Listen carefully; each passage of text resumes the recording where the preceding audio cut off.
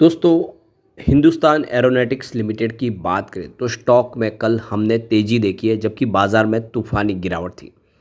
तो यहाँ पे एचएल को लेकर ब्रोकरेज हाउस बहुत ज़्यादा बुलिश है और काफ़ी शानदार तरीके से अगर आप देखें तो स्टॉक के आगे बढ़ने की उम्मीद की जा रही है। यहाँ पे एक बड़ी अपडेट और निकल के आ रही है। कंपनी को सीसीएस अप्रूवल मिल चुका है। प्रपोजल ऑफ प्रोक्यूरमेंट 97 एलसीएएम के को लेकर पूरी अपडेट क्या है उसको भी समझेंगे। और दूसरी तरफ हमारे सामने देखें तो कि जुलाई के लेटेस्ट म्यूचुअल फंड के नाम भी आ चुके हैं, जिसको भी समझेंगे कौन से म्यूचुअल फंड ने दाव लगाया उसको जानेंगे। दूसरी तरफ अगर हम भारत इलेक्ट्रॉनिक्स लिमिटेड को डिस्कस करें तो यहाँ पर भी कुछ बड़ी अपडेट निकल के आ रही है, जिसको समझने की कोशिश करेंगे। भारत इलेक्ट्रॉनिक्स आप देख ही सकते हो कि डिफेंस सेक्टर की एक मजबूत कंपनी है और काफ़ी तेज़ी से बिजनेस बढ़ रहा है। और ऐसे में आगे की क्या संभावना बन रही है जानने की कोशिश करेंगे इस वीडियो के माध्यम से। कंपनी के इस समय फेवर में क्या क्या और इसके कमजोरियाँ क्या उसको भी जानेंगे। लेकिन फ्रेंड्स, उससे पहले अगर आप पहली बार हमारे चैनल पे आए तो चैनल को सब्सक्राइब कर दीजिए, एक बेल आइकॉन दबा दीजिए ताकि जब भी नया वीडियो बने पहला नोटिफिकेशन आपको मिले। वीडियो पसंद आए तो लाइक से ज़रूर कीजिए। चलो फ्रेंड्स, वीडियो स्टार्ट करते हैं। मैं हूँ आपका दोस्त एसपी दवे और हमारे अपने चैनल ऑनलाइन कमाई में आपका बहुत बहुत स्वागत है।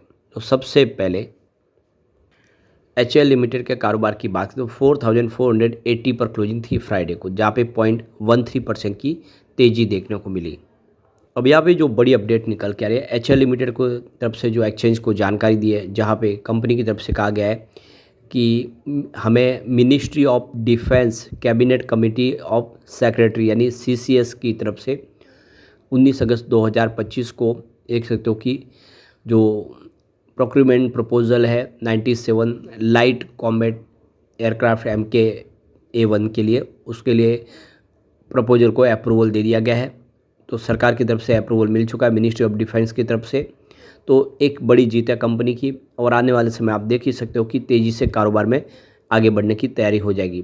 तो लगातार कंपनी का बिजनेस बढ़ रहा है और इसी को लेकर आप देखें तो एंटिक ब्रोकिंग बहुत ज़्यादा बुलिश है स्टॉक को लेकर और उनको लगता है कि कंपनी का बिजनेस बहुत अच्छा है। लगातार आप देखें तो कंपनी की ऑर्डर बुक मजबूत हो रही है, बहुत सारे कंपनी प्रोजेक्ट कर रही है। तेजस MK-A1 का ऑर्डर कंपनी को मिला है और भी बहुत सारे डिफेंस सेक्टर के लिए कंपनी इस समय प्रोडक्ट बना रही है। ऐसे में आने वाले समय में हिंदुस्तान एरोनॉटिक्स लिमिटेड काफ़ी बेहतर कर सकता है और कंपनी की ऑर्डर बुक अगर आप देखें तो 2.5 लाख करोड़ के आसपास है, जो ये साबित कर रही है कि आने वाले समय आप देख रहे हो कि एचएल काफ़ी कमाल कर सकता है। अब यहाँ पे अगर हम म्यूचुअल फंड की बात कर ले, कौन से म्यूचुअल फंड ने निवेश किया है, तो जुलाई महीने में जम के खरीदारी हुई म्यूचुअल फंड की। बहुत सारे म्यूचुअल फंड ने निवेश किया है एचएल में, जिसमें 100 म्यूचुअल फंड ने यहाँ पे नया फ्रेश इन्वेस्टमेंट किया है। वैसे 51 म्यूचुअल फंड वो भी है जिन्होंने बिकवाली किया है, लेकिन जो खरीदारी का आंकड़ा डबल है और करीब 7,81,074 शेयरों की यहाँ पे आपको खरीदारी होती हुई दिखाई देगी। अब कौन से म्यूचुअल फंड है उसको देख ले तो सबसे पहले आप देखें तो HDFC डिफेंस डायरेक्ट ने 1020 करोड़ का निवेश किया है, उनकी होल्डिंग में कोई बदलाव नहीं हुआ है। उसके बाद में Motilal Oswal Nifty India defence index direct ने 738 करोड़ का इन्वेस्टमेंट किया है। 0.53% की होल्डिंग उनकी मंथ ऑन बेसिस पे कम हुई है। कोटक ऑर्बिटेज डायरेक्ट ने 680 करोड़ का निवेश किया है। 79.35% की होल्डिंग उनकी मंथ ऑन बेसिस पे कम हुई है। उसके बाद अगर आप देखें तो SBI ऑर्बिटेज अपॉर्चुनिटीज़ ने 490 करोड़ का इन्वेस्टमेंट किया, उनकी होल्डिंग 17.16% मंथ ऑन बेसिस पे बढ़ी है। HSBC मिड कैप डायरेक्ट ने 112 करोड़ का निवेश किया, उनकी होल्डिंग में कोई बदलाव नहीं हुआ है। HDFC बैलेंस एडवर्टाइज ने 446 करोड़ का निवेश किया है, उनकी होल्डिंग में भी कोई बदलाव नहीं हुआ है। और एक्सिस फोकस डायरेक्ट ने 431 करोड़ का निवेश किया, उनकी होल्डिंग में भी कोई बदलाव नहीं हुआ है। उसके बाद Motilal Oswal large and mid cap ने 410 करोड़ का निवेश किया, 8.0% की होल्डिंग मंथ ऑन बेसिस पे बढ़ चुकी है। उसके बाद ICICI प्रू इक्विटी ऑर्बिटेज डायरेक्ट ने 401 करोड़ का निवेश किया है, उनकी होल्डिंग 23.53% मंथ ऑन बेसिस पे बढ़ी है। और उसके बाद Nippon India small cap direct ने 391 करोड़ का निवेश किया है, उनकी होल्डिंग में कोई बदलाव नहीं हुआ है। तो बहुत अच्छी बात है, सारे म्यूचुअल फंड ने जम के खरीदारी की है, सिर्फ एक म्यूचुअल फंड ने अपनी होल्डिंग को ट्रिम किया है। ये इशारा है कि आने वाले समय एचएल यहाँ से बहुत बेहतर कर सकता है और ब्रोकरेज हाउस तो बहुत ज़्यादा बुलिश है इस समय।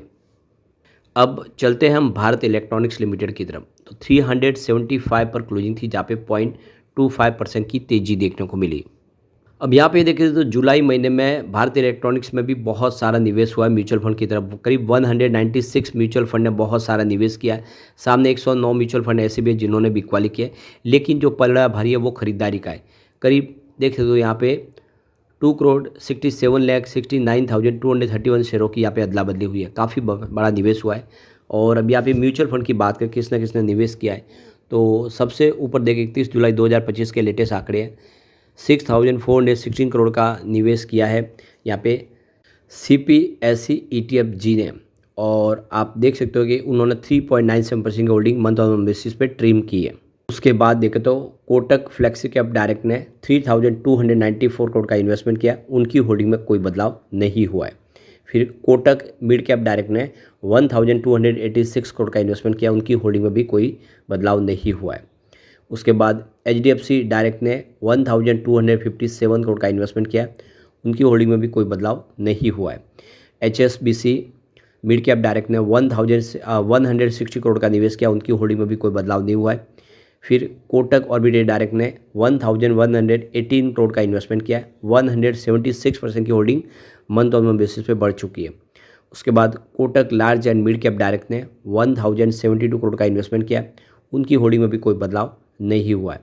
उसके बाद आप देख सकते हो कि यहाँ पे भारत 22 ETF ने 910 करोड़ का इन्वेस्टमेंट किया, उनकी holding 2.61% month on month basis पे कम हो चुकी है। फिर Canara Robeco large and mid cap direct ने 867 करोड़ का इन्वेस्टमेंट किया, उनकी holding 7.28% month on month basis पे यहाँ पे आपको बढ़ती हुई दिखाई देगी। और फिर Motilal Oswal Nifty India defence index direct ने 736 करोड़ का इन्वेस्टमेंट किया, 0.53% की होल्डिंग मंथ ऑन बेसिस पे घटी है। तो ये है कुछ म्यूचुअल फंड जिन्होंने जम के खरीदारी की है। यहाँ पे फंडामेंटल की बात करें तो मार्केट कैप 2,74,007 करोड़ के आसपास है। नंबर ऑफ शेयर 730.98 करोड़ है और इसका PB 13.26 का है। डिविडेंड की देखें यील्ड में तो 0.64% के आसपास आता है। कैश की बात करें तो देखिए यहाँ पे 9,397.30 करोड़ के आसपास है। प्रमोटर होल्डिंग की बात करें तो 51.14% की प्रमोटर होल्डिंग है और सेल्स ग्रोथ इसका 17.30% है। ROC की बात करें तो 39.70% ROC है और इसकी इंटरप्राइजेस वैल्यू देखें तो 2,64,609 करोड़ की है। इसका P रेशियो 49.99 का है, जबकि फेस वैल्यू इसकी ₹1 की है और बुक वैल्यू इसकी 28.27 रुपीज़ की है। कंपनी के डेट की बात करें तो 0 करोड़ है। EPS इसका 7.50 रुपीज़ है और ROE 29.56% है, जबकि प्रॉफिट ग्रोथ की बात करें 31.55% है। तो फंडामेंटल काफ़ी अच्छी है। यहाँ पे इसके स्ट्रेंथ और इसके वीकनेस की बात करें तो देखें तो पहला strength company has shown good profit growth of 31.06% for the past 3 year. Second है company has shown good revenue growth of 15.60% for the past 3 years. Third strength, the company has been maintaining healthy ROE of 26.73% over the past 3 years. और अगला है company has been maintaining healthy ROC of 35.69% over the past 3 year. और उसके बाद में company is virtually debt free. और उसके बाद अगर स्टैंड देखें तो company has healthy interest coverage ratio of 585.02। Company has been maintaining effective average operating margin of 23.64% in the last 5 year. और एक company has high promoter holding of 51.14%। तो ये सारी स्ट्रेंथ है। 2 लिमिटेशन है और वह company is trading at high P of 49.99 और सेकंड है the company is trading at high EV EBITDA 33.86%। वाकई अच्छा है और आने वाले समय बेहतर कर सकता है ये और दोनों स्टॉक काफ़ी शानदार लग रहे इस समय। लेकिन फ्रेंड्स, कोई भी इन्वेस्टमेंट करने से पहले अपने फाइनेंशियल एडवाइजर से एडवाइस ले ले या अपना खुद का रिसर्च करें, क्योंकि मैंने वीडियो आपके एजुकेशनल पर्पज़ के लिए ही बनाया। वीडियो पसंद आए तो लाइक से जरूर कीजिए और चैनल को सब्सक्राइब कर दीजिए। Thank you friends.